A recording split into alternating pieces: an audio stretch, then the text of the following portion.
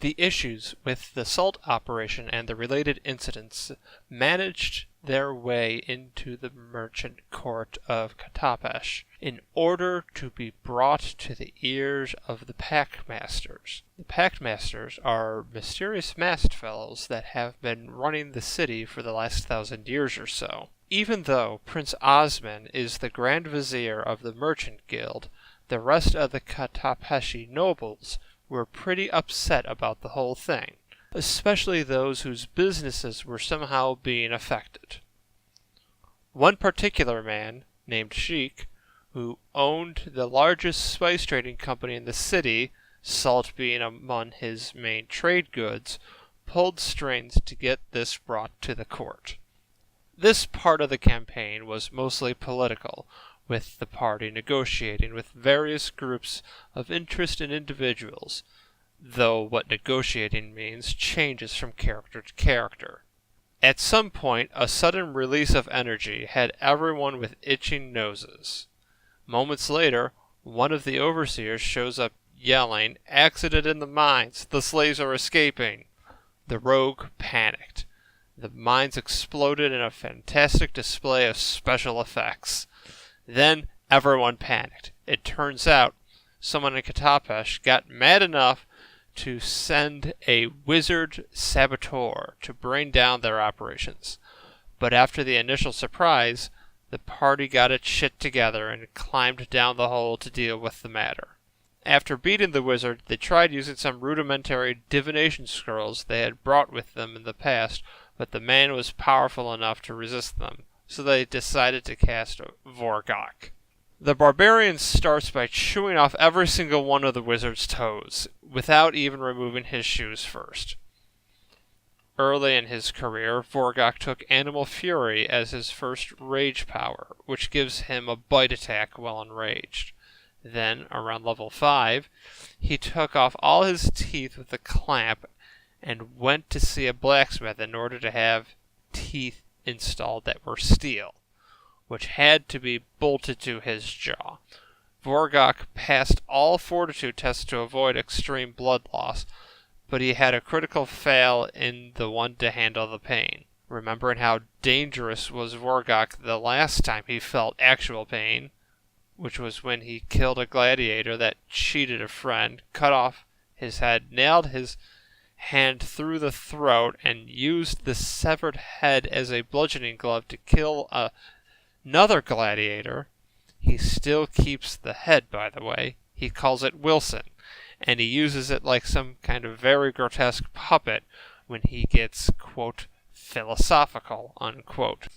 As he says in Vorgok terms, getting philosophical is anything from "did I take a dump today" onward.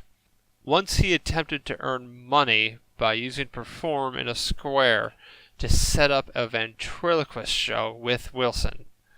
He didn't have Perform trained, he didn't know how to do ventriloquism, and he was using a severed head to tell jokes.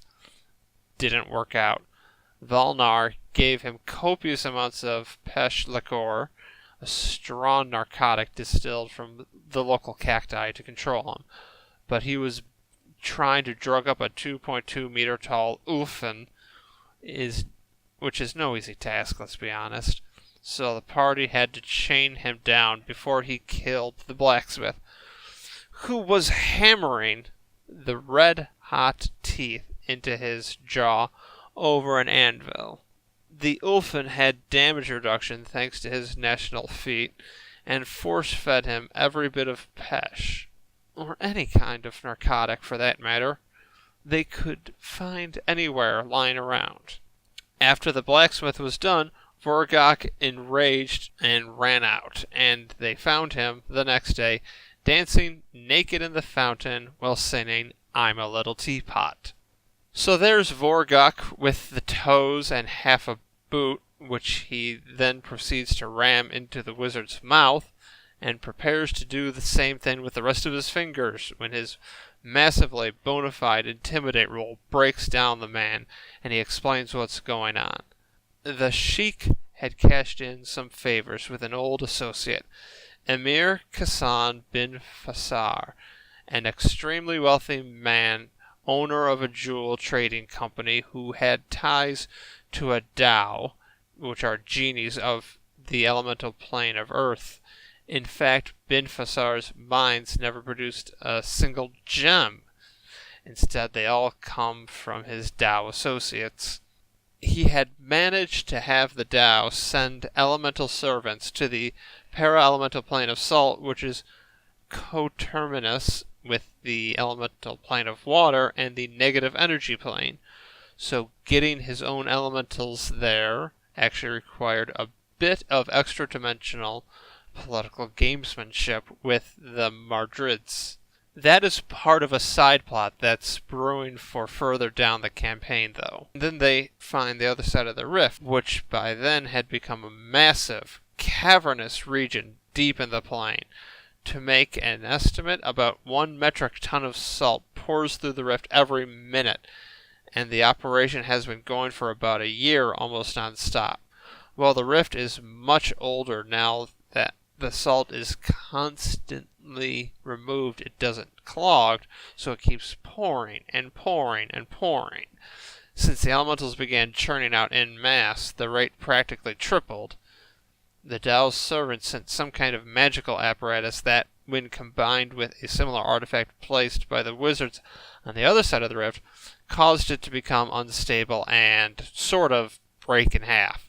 As Valnar found out, breaking in half is slang for transdimensional split, which basically means that the portal has opened to a new, random plane that is connected with the current plane it was connected to.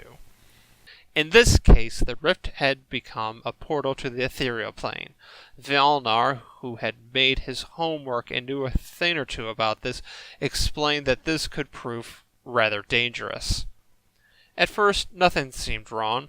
Sure, the accident had destroyed most of the facility, but as Hassan put it, at least there is still a lot of salt to sell. Get back to work. Saltspit was mostly unharmed. The village, which by now was basically a Middle Eastern version of Deadwood by all counts. There's even a Mahmoud al-Shagrin NPC who's conducting pretty big business there. So, there were people to draw to get the operation back to work.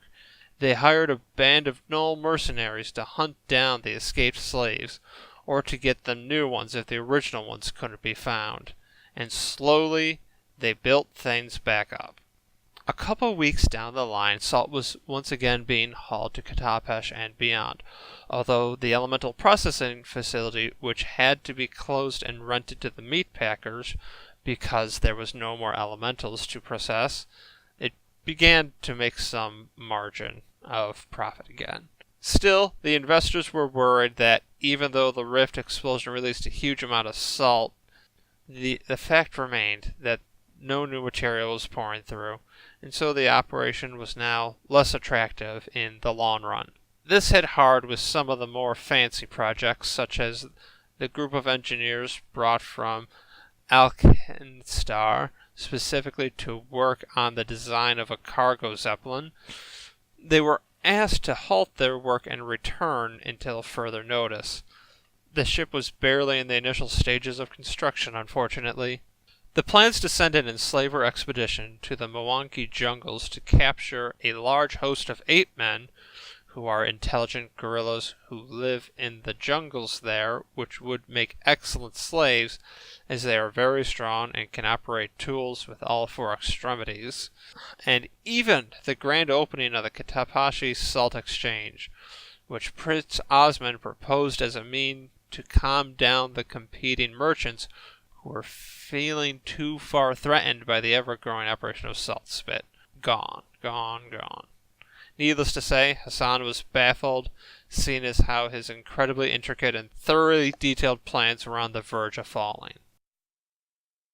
That's when more shit hit the fan.